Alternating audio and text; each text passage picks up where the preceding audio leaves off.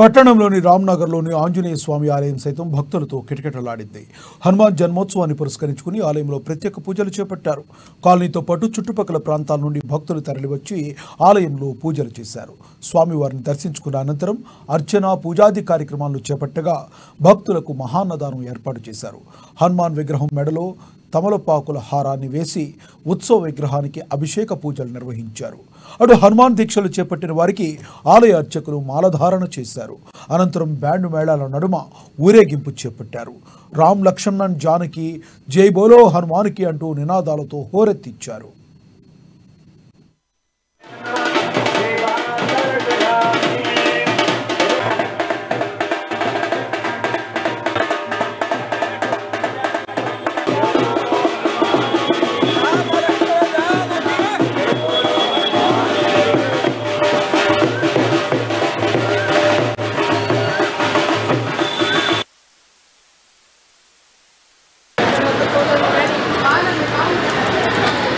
Jai Shri Ram, Jai Shri Ram.